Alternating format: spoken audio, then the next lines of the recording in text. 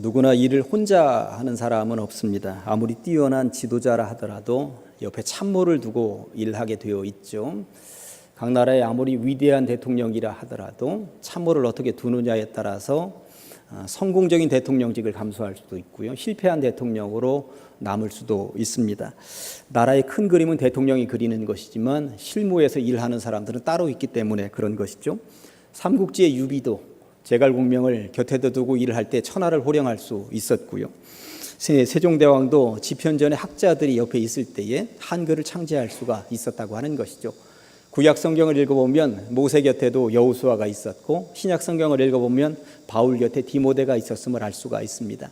그런데 성경을 자세히 읽어보았더니 예수님 곁에도 참모들이 있었다고 말씀하고 있습니다. 그러고 보니 예수님도 이 땅에 오셔서 사역을 감당하실 때에 홀로 일한 분이 아니시구나. 예수님 옆에서 지근거리에서 예수님을 돕는 그런 백성들과 함께 계셨구나 하는 것을 알 수 있죠. 오늘 본문을 읽어보았더니 예수님께서 제자들을 부르고 계심을, 그리고 그 부른 제자들을 파송하고 계심을 알 수가 있습니다. 오늘 본문을 묵상하면서 저는 세 개의 동사에 집중할 수가 있었는데, 하나는 부르셨다라고 하는 것이고, 두 번째는 내보내셨다라고 하는 것이고, 세 번째는 권능을 주셨다고 하는 것입니다. 이 세 개의 동사를 가지고 한 꼭지씩 살펴보도록 하겠습니다. 첫째는 부르셨다고 하는 것입니다. 1절 앞부분에 보면 예수께서 그의 12제자를 부르셨다고 말씀하고 있습니다. 예수님의 제자는 12명 맞습니다. 오늘 본문에도 12제자를 부르셨다고 분명히 딱 꼬집어 이야기를 하고 있는 것이죠. 그러나 예수님의 제자는 12명 그 이상이었습니다. 원래 더 많았습니다.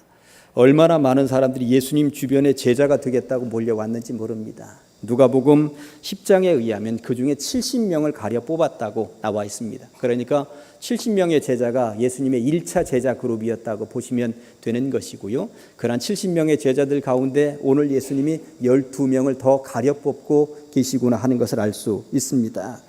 왜 12명을 더 가려 뽑으셨을까요? 더 철저하게 훈련시키기 위해서, 더 철저하게 주님 곁에 두고 일을 시키기 위해서 그런 것이 아니겠습니까? 70명의 제자 명단을 놓고 12명으로 가려 뽑을 때 예수님이 얼마나 고민하셨겠는가, 기도하셨겠는가. 누가복음 6장 12절과 13절을 보면 예수님의 그러한 마음이 여기에 숨어 있습니다. 이때 예수께서 기도하시러 산으로 가사 밤이 새도록 하나님께 기도하시고 밝음에 그 제자들을 부르사 그 중에서 12를 택하여 사도라 칭하셨다고 말씀하고 있습니다. 그러니까 예수님이 그냥 아무개 이렇게 부른 것이 아니라 12제자를 특별히 구별하여 선정하실 때에 산에 올라가셔서 밤이 새도록 철야기도 하셨다고 하는 것을 알 수가 있는 것이죠. 예수님의 고민이 얼마나 깊으셨는가 하는 것을 알 수 있는 것입니다. 이 장면을 두고 상상력을 한번 동원해 보겠습니다. 밤이 새도록 철야기도를 하시는 예수님의 무릎 앞에 70명의 명단이 놓여 있는 거예요. 예수님께서 한 사람 한 사람을 놓고 기도하시면서 누구를 선별할 것인가, 누구를 가려 뽑을 것인가 고민하면서 기도하셨겠지요. 그리고 결정을 하셨을 것입니다. 날이 밝자 모든 제자들 전부 다 불러놓고 예수님이 이렇게 말씀하셨을 것입니다. 너희들 중에 더 큰 사명으로 나와 함께 할 특별한 제자 그룹 12명을 사도라 부르면서 오늘 지명할 것인데, 이름을 부르면 대답하고 내 앞으로 나오거라. 베드로, 요한, 야고보, 안드레, 빌립, 바돌로메, 마태, 도마, 야고보, 시몬, 다데오, 가론, 유다. 이렇게 불렀을 때에 한 명 한 명 불려지면서 예수님 앞으로 나아오는 그 제자들의 얼굴을 상상해 보면 어떤 생각이 드십니까? 사실 이 장면은 기독교 역사에서 놓칠 수가 없는 엄청난 역사적인 장면입니다. 당시에 카메라가 있는 시대였다면 예수님을 가운데 두고 양쪽에 3명씩 그리고 뒤에 6명 쫙 서서 기념사진 찍었겠구나 하는 생각이 드는 것입니다. 그러면 뒤에는 현수막이 뭐라고 걸려 있었겠어요? 12제자 파송 기념 예배, 이런 현수막이 걸려 있지 않았겠어요? 그런 상상하면서 한번 읽어보면, 또 당시에 언론이 있었다면 기자들이 몰려왔을 것입니다. 그리고 대서특필이 되었을 것입니다. 저녁 9시 뉴스에 메인 뉴스로 등장하지 않았겠는가, 이런 생각도 해봅니다. 왜 그러냐면 당시에 예수님은 슈퍼스타 인기맨이었기 때문에 그렇습니다. 그래서 모든 언론들이, 기자들이 따라다닐 만한 그런 인물 아니었습니까?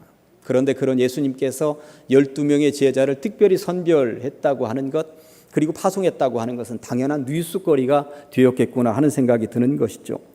아무튼 기독교 역사에 잊을 수 없는 12제자 선정 및 파송 장면을 오늘 본문은 담담하게 기록으로 남기고 있습니다.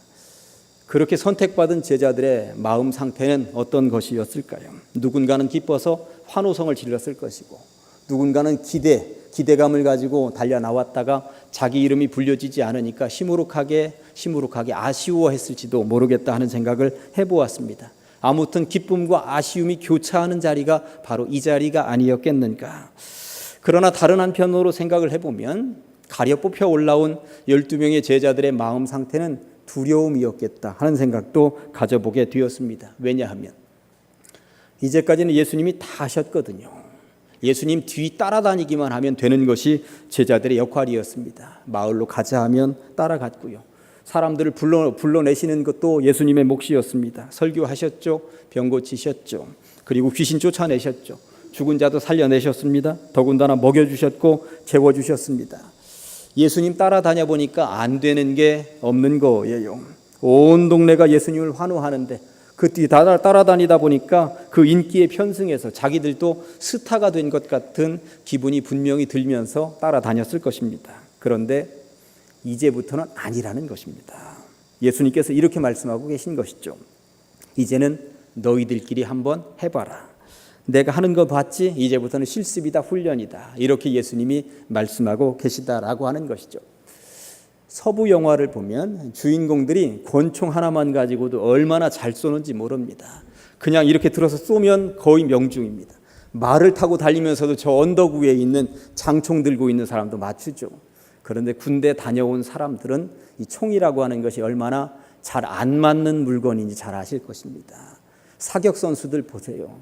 국제적으로 올림픽에서 금메달 따는 선수들도 밥만 먹으면 그거 하는데도 10점짜리 못 맞추잖아요. 그러니 우리들 같으면 잘 맞추겠습니까? 이게 총이 안 맞는 거예요. 군대 가서 실제적으로 그 총을 한번 잡아보고, 군대 가서 내가 던질 수류탄을 손에 한번 잡아보면 이론하고 실제는 다르구나 하는 것을 느끼게 되는 것이죠. 그 총 처음 잡았을 때, 그 수류탄을 처음 한번 만져봤을 때 이 속의 두려움이라고 하는 것, 이거 내가 제대로 쏠 수 있을까? 이거 내가 제대로 던질 수 있을까? 이런 생각이 드는 거거든요. 제자들도 그런 생각이 들었겠다 하는 생각이 드는 것입니다. 예수님이 설교하시는 장면 보고, 예수님이 병 고치시는 장면 보고, 예수님이 사람들을 옳은 대로 이끌어가는 장면을 보면서 별로 어려워 보이지 않았는데, 자기들이 직접 가서 그 일을 한다고 생각을 해보니까 이게 보통 두려운 일이 아니었겠다 하는 생각이 드는 것입니다. 국가대항 축구 경기가 열릴 때, 요즘 월드컵 아직도 맞춰지지 않았습니다만 보면 우리나라는 16강에 올라가지 못했는데 선수 보니까 선수 한 명을 아주 짓밟더라고요. 왜 이렇게 못하느냐고, 저 선수 빼야 된다고. 그것 보면서 너무나도 안타까웠습니다. 본인이 거기 들어가면 잘하겠습니까? 만만한 게 아니라고 하는 것이죠. 아무튼 이론과 실제는 다르다고 하는 것입니다. 제자들은 얼마나 두려웠을까요? 스승 예수가 하는 것을 보았을 때는 쉬워 보였는데 우리가 직접 거기 달려들어가서 할 생각을 하니까 얼마나 두려웠을까, 그런 생각을 해보게 되었습니다. 더군다나 우리가 오늘 본문 15절까지만 읽었는데 16절에 이렇게 기록되어 있습니다. 보라 내가 너희를 보냄이 양을 이리 가운데로 보냄과 같도다. 이게 얼마나 기가 막힌 말이에요. 너희들 지금 내가 보내는데 이리 가운데로 너희를 보내는 양, 그러니 너희들 죽을 고생할 생각하고 가라는 이야기거든요. 우리말로 하면 호랑이 굴에다가 집어넣겠다는 이야기인 거예요. 그러니 이게 얼마나 두려운 상황으로 제자들이 몰려가고 있었겠느냐 하는 생각이 드는 것입니다. 사실 예수님이 부르셨습니다만 예수님이 사역하시는 장면 보면 늘 그렇게 좋은 일만 있었습니까? 예수님 사역하실 때에도 적대 세력이 있었습니다. 예수님이 뭐 말씀하시면, 뭔가 기적을 베풀면 아멘하고 달려들면서 예수님의 제자가 되겠다고 하는 사람들도 많이 있었습니다만 반대. 예수님이 하는 일이라면 무조건 반대하고 나섰던 바리새인 그룹도 있었다고 하는 것입니다. 그러니 예수님께도 그런 반대 세력들이 있었는데 제자들은 말해 무엇하겠습니까? 제자들은 더군다나 배움이 깊은 제자들이 별로 없었습니다. 세상 말로 하면 말빨이 앞서는 사람들이 별로 없었다고 하는 거예요. 제대로 어떻게 설교를 해야 될지, 제대로 어떻게 전도를 해야 될지 배운 것이 많지 않았다고 하는 것이죠. 그러다 보니 두려움이 몰려왔을 것은 분명해 보이는 것입니다. 어디서부터 어떻게 입을 열어야 할 것인지, 어떻게 사람들과 접촉점을 가지고 만나야 할 것인지. 그런데 예수님은 좀 잔인해 보이십니다. 그런 제자들을 부르셨고요, 그런 제자들을 파송하신다라고 하는 것입니다. 5절에 보니까 예수께서 이 12를 내보내셨다고 분명히 말씀하고 있습니다. 그래서 두 번째 주제를 파송하시다 이렇게 정해 본 거예요. 12제자를 파송하시는데 오늘 본문을 자세히 읽어보면 고개를 갸웃하게 할 수밖에 없는 장면들이 이어지고 있는 것을 보게 됩니다. 이리 가운데로 보내지는 것처럼 두려움에 부들부들 떨고 있는 제자들에게 주님이 말씀하시는 행동 수칙을 보면 이게 뜬금없어 보입니다. 9절과 10절 말씀을 제가 읽습니다. 너희 전대에 금이나 은이나 동을 가지지 말고 여행을 위하여 배낭이나 두벌 옷이나 신이나 지팡이를 가지지 말라고 오늘 성경이 말씀하고 있습니다. 무슨 말씀일까요? 금이나 은이나 동을 가지지 말라라고 하는 말은 지갑 가지지 말라, 동전 한 푼도 들고 가지 말라는 이야기예요. 여행을 위하여 배낭도 가져가지 말라, 그 말은 그 속에 먹을 것도 챙겨가지 말라라고 하는 말씀이었던 것입니다. 그래도 선교 나간다고 하니까 봉투에 몇십만 원, 몇백만 원이라도 집어넣어가지고 봉투 하나씩 주실 줄 알았더니 아무것도 가져가지 말라는 이야기인 것입니다. 옷도 입고 있는 것 한 벌, 신발도 신고 있는 것 하나면 족하니까 더 이상 요구하지 말라고 말씀하고 계신 것이죠. 처음으로 출발하는 전도 여행인데 우리 예수님이 해도 너무 하셨구나 하는 생각이 들지 않습니까? 돈을 못 주시면 음식이라도 싸가도록 해주시면 얼마나 좋겠어요. 그런데 아무것도 못 가져가게 말씀하고 계신 것이죠. 도대체 왜 그러셨을까? 왜 이렇게 너무 심하게 제자들을 다루셨을까? 정답은 지금 제자들은 특수훈련 기간이라고 보시면 틀림이 없는 것입니다. 군대 다녀오신 분들은 특별하게 유격훈련 받는 기간이 있고요, 특수부대원들 보면 혹한기 훈련이라고 한겨울에 한 데서 자야 하는 기간이 있습니다. 그 추운 데에서 자야 되고 음식 알아서 조달해서 먹어야 하고, 그러면서 그 혹한기 훈련을 어떻게든 견뎌내야 제대로 된 군인이 되고 정작 전쟁이 일어난다 하도 이겨낼 수 있는 군인으로 성장할 수 있는 것이 아니겠느냐 하면서 군대에서는 그런 훈련의 과정을 거치도록 한다라고 하는 것입니다. 제가 볼 때 제자들도 마찬가지였습니다. 예수님이 제자들을 그렇게도 호되게 훈련을 하시는 이유는 예수님이 이제 부활하시고 승천하시면 고난이 다가옵니다. 역경이 다가오죠. 핍박이 다가오는 것이죠. 어떤 상황과 처지에 놓인다 하더라도 이겨낼 수 있는 특수훈련 받은 제자들을 길러내고 싶으셨던 예수님의 마음이 바로 여기에 있는 것이구나 하는 것을 알 수가 있는 것입니다. 사실 이 제자들이 그런 전도훈련을 자기들끼리만 떠나서 며칠 만에 돌아왔는지 정확히 알 수는 없습니다. 성경 어디에도 그 기간에 대해서는 입을 닫고 있기 때문에 그런 것이죠. 다만 분명한 것은 짧은 기간은 아니었을 것이다. 최소 한 달 이상 되었을 것이다. 그런 생각을 해보게 됩니다. 그런데 그렇게 전도 여행을 하고 돌아온 제자들에게 예수님이 물으시는데 누가복음 22장 35절에 보면 그들에게 이르시되 내가 너희를 전대와 배낭과 신발도 없이 보내었을 때 부족한 것이 있더냐? 이르되 없었나이다. 아멘. 없었나이다. 없었나이다. 돈도 안 가져가고 먹을 것도 하나도 가져가지 않았는데 부족한 것이 있더냐? 없었나이다. 아니 도대체 뭘 먹고 살았길래, 어디서 잤길래 이렇게 부족한 것이 하나도 없었다고 제자들은 말을 하고 있을까요? 그 비밀은 잠시 후에 세 번째 꼭지에서 제가 알려드리도록 하겠습니다. 그렇다면 제자들은 이 평생을 두고 이런 방식으로 선교하며 살았느냐 하면 그것은 아닙니다. 선교 보고를 한 제자들에게 예수님은 이렇게 말씀하시기 때문에 그렇습니다. 누가복음 22장 36절에 보니까 이르시되 이제는, 이전까지는 어땠는지 몰라도 이제부터는 전대 있는 자는 가질 것이요 배낭도 그리하라고 말씀하십니다. 참 다행이다 하는 생각을 한 사람의 목회자로서 가져보게 된 거예요. 아무것도 가지고 가지 말라는 말씀만 있고 뒤에 있는 이 말씀이 없었더라면 사실 어떻게 살겠습니까? 목회하겠다고 나서는 사람들이 많지 않을지도 모르겠다는 생각도 해봅니다. 그런데 이제부터는 챙겨라. 그때는 특수훈련 기간이었다. 주님이 이렇게 말씀하고 계신 것이죠. 아무튼 제자들은 처음에는 버려진 것 같은 존재였습니다. 아무것도 가지지 못하고 나가서 전도해야만 했기 때문에 그런 것이죠. 그런데 이 제자들이 특수훈련 기간에 도대체 어떻게 살아남았을까요? 하늘을 이불 삼아 돌을 베개 삼아 잤을까요? 전도 여행을 하다가 그냥 개울물로 목을 채우고 그리고 산나무를 뜯어 먹으면서 버텼던 것일까요? 그 비밀을 오늘 본문을 통해서 찾아보도록 하시겠습니다. 여기에서 중요한 것은 예수님께서는 제자들을 보내시면서 그냥 무대뽀로 보내신 것은 아니라고 하는 사실입니다.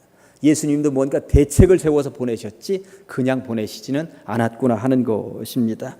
1절 끝부분에 보니까 권능을 주시니라 이렇게 되어 있습니다. 그래서 세 번째 주제를 권능을 주시니라 이렇게 잡아보았습니다. 권능을 주셨다.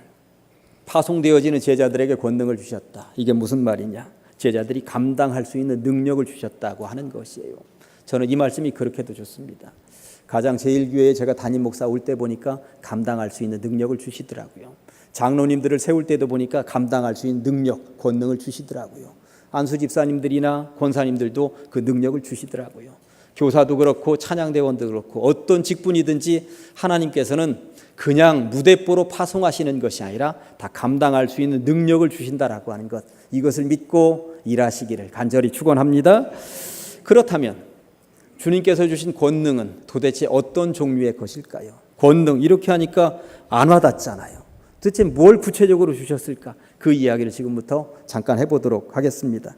제가 보니까 오늘 본문에 숨어있는 예수님께서 부여하신 능력 권능은 세 가지입니다. 첫째는 귀신 축출과 치유의 능력이었습니다. 1절 중간에 보니까 더러운 귀신을 쫓아내며 모든 병과 모든 약한 것을 고치는 권능을 주시니라. 아멘. 이제까지 귀신을 쫓아내는 능력은 철저하게 예수님만의 것이었습니다. 이제까지 병을 고치고 약한 사람들을 이렇게 세우는 것도 철저하게 예수님만의 것이었습니다. 그런데 오늘 말씀에 뭐라고 되어 있습니까? 부름받은 제자들에게도 이 능력을 부여해 주시겠다고 하는 것입니다. 전쟁터에 나가는 군인에게 소총 한 자루만 들려 내보내는 것보다 몸에 방탄복을 입히고 기관단총을 하나 들리고 수류탄도 몇 개 온몸에 지급하는 것, 이것은 전쟁터에 나가는 병사의 마음이 다르다고 하는 것입니다. 소총 한 자루만 받았을 때보다 더 많은 것을 장착하고 나갈 때는 더 용기를 얻어서 나갈 수 있다고 하는 것이죠.